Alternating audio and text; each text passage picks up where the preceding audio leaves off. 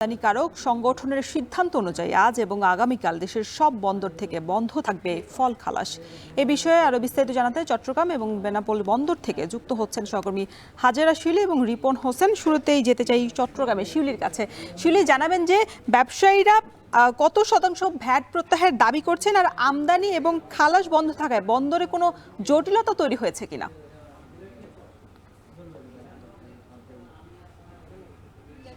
ব্যবসায়ীরা বলছেন ভ্যাট আগে যে ভ্যাট ছিল, ভ্যাট নয়, যে সম্পূরক শুল্ক ছিল 20%, সেটাই যেন বহাল রাখা হয়।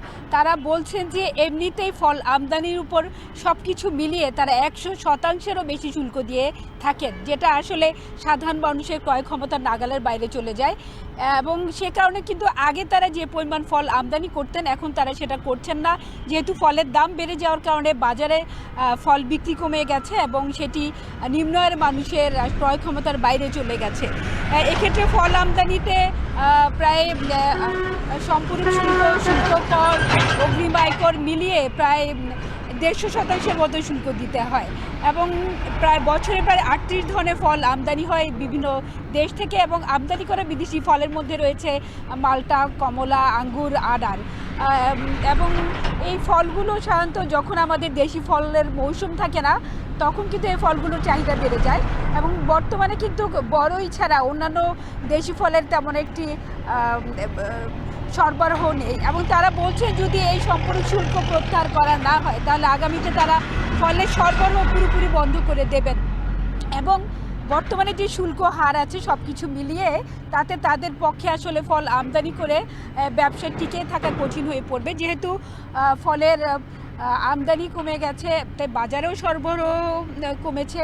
এবং বন্দরে যদি ফলের যে কন্টেনারগুলো পড়ে থাকে সেক্ষেত্রে কিন্তু বন্দরের কিছুটা কন্টেনার জট হয়তো পুরোপুরি হবে না, তবে যে কোনো পণ্যই যখন বন্দরে পড়ে থাকে সেটার কিন্তু একটি মাসুল আছে, ব্যবসায়ীদেরকে অতিরিক্ত এখানে মাসুল গুনতে হবে। সেই সঙ্গে বন্দরের একটি স্পেস কিন্তু দখল করে থাকবে, এবং ফলগুলো আসে হিমায়িত কন্টেনারে করে, রেফার কন্টেনার বলা হয়, এবং সেক্ষেত্রে কিন্তু অতিরিক্ত তাদের বিদ্যুৎ সংযোগ দিতে হয়, এবং যদি বিদ্যুৎ সংযোগ বন্ধ করে দেওয়া হয় তাহলে অনেক সময় আমদানি করা ফল নষ্ট হয়ে যায়। তাই সব কিছু মিলিয়ে এই যে ফলের যদি আমদানিকারকরা বন্ধ থেকে ফল খালাস না করেন তাহলে তার কিন্তু বিভিন্ন অনেক ধরনের প্রভাব রয়েছে। একদিকে যেমন বাজারে ফলের সরবরাহ কমবে, বর্তমানে যে বাড়তি দামে বিক্রি হচ্ছে তার থেকে দাম আরও বেড়ে যাবে। তো এই ছিল আমার কাছে এখনকার মতো রওশন ফল আমদানি নিয়ে ফল যে আমদানি করা ফল খালাস নিয়ে ব্যবসায়ীদের যে দাবি সম্পূর্ণ শুল্ক প্রত্যাহারের বিষয়ে তার সবশেষ। এ বিষয়ে আমরা আরো বিস্তারিত জানতে চাই। বেনাপোল বন্দরে আছেন সহকর্মী রিপন হোসেন। রিপন, জানাবেন যে নতুন সিদ্ধান্তে কেজি প্রতি কত টাকা বাড়তি ভ্যাট দিতে হচ্ছে, আর এই ভ্যাট প্রত্যাহারে ব্যবসায়ীদের নতুন কোনো কর্মসূচি দেওয়ার সম্ভাবনা আছে কিনা, কোনো তথ্য আছে কি আপনার কাছে? আমরা দেখেছি যে বেনাপোল যে বন্দর রয়েছে সেই বন্দর দিয়ে ফল আমদানি বন্ধ রয়েছে। আমরা ব্যবসায়ীদের সাথে কথা বলেছি, আমদানিকারকদের সাথে কথা বলেছি। তারা যেটি জানিয়েছেন যে আগে যেখানে 20% শুল্ক প্রদান করতে হতো সেখানে বর্তমানে এখানে 30% শুল্ক প্রদান করতে হবে। বিশেষ করে 9 জানুয়ারির পর থেকে সরকার এই সিদ্ধান্ত নিয়েছে। এর ফলে প্রতি কেজি ফল আগে যেখানে 101 টাকা শুল্ক ছিল সেটি বর্তমানে বেড়ে 116 টাকা দাঁড়িয়েছে, অর্থাৎ প্রতি কেজিতে 15 টাকা পর্যন্ত যে ভ্যাট সেটি কিন্তু বৃদ্ধি পেয়েছে।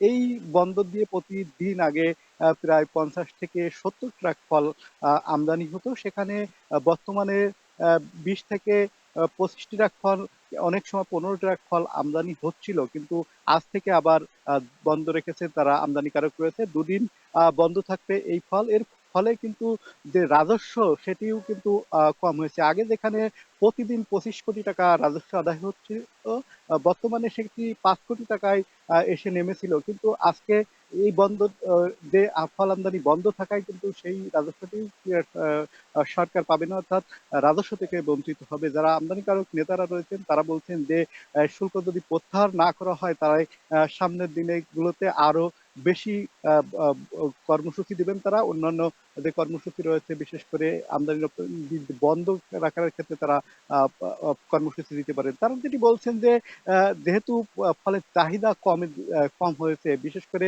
একদম খুচরা বিক্রয় থেকে শুরু করে ফলের দাম বৃদ্ধি পাওয়ার সাথে সাথে তাদের যে চাহিদা সেটি কমে যাওয়ার কারণে তাদেরও যে ফল আমদানি করতে হচ্ছে যে দাম দিয়ে, তারপরে আবার শুল্ক দিতে হচ্ছে। আহ, সেই শুল্কটি দেওয়ার পরে আসলে তাদের যে লাভ সেটি হচ্ছে না। সে কারণেই তারা কিন্তু এই যে আমদানি সেটি বন্ধ রেখেছে। সরকারকে একটি মেসেজ দেওয়ার চেষ্টা করছেন, যদি এই মেসেজে তারা কোনো পদক্ষেপ না নেন তাহলে আরো সামনের দিনে আরো বড় কর্মসূচি দিবেন। আমরা দেখেছি যে বেনাপোল বন্দর থেকে সকাল থেকে এখন পর্যন্ত কোনো ফলের গাড়ি এই বেনাপোল বন্দরে ঢোকেনি। সামনে কয়েকটি গাড়ি আসবে এমনও কিন্তু তথ্য আমাদের কাছে নেই। এখানকার যারা কর্মকর্তা রয়েছে, বিশেষ করে কাঁচামাল ফেটের যারা কর্মকর্তা রয়েছেন তাদের সাথে আমি কথা বলছি। তারা বলছেন যে আজ আজ এবং আগামীকাল এই দুদিন ফল আমদানি বিশেষ করে আমদানিকারকরা বন্ধ রেখেছে। সে কারণে ফল বাদে অন্যান্য যে পণ্য রয়েছে, কাঁচামাল রয়েছে সেটি বন্দরে প্রবেশ করছে। ফল এখন প্রবেশ করছে না। ফলে এই বন্দর থেকে যে মানুষ যারা ফল আমদানি করতেন তারাও এখানে নেই। আমরা দেখেছি যে শেডগুলো রয়েছে অনেকটা ফাঁকা পড়ে রয়েছে। ফলের যে শেডগুলো রয়েছে, বিশেষ করে এখানে কিন্তু প্রায় 50 থেকে 70 ট্রাক ফল থাকতো, সেখানে কিন্তু আমরা দেখছি যে 1 ট্রাক ফলও নেই। সব মিলে আহ, ফল আমদানির জন্য সরকার পদক্ষেপ নেবে এমনটা দাবি করছেন আমদানিকারকরা। এই ছিল এখান থেকে আমার কাছে সর্বশেষ তথ্য। বর্ধিত ভ্যাট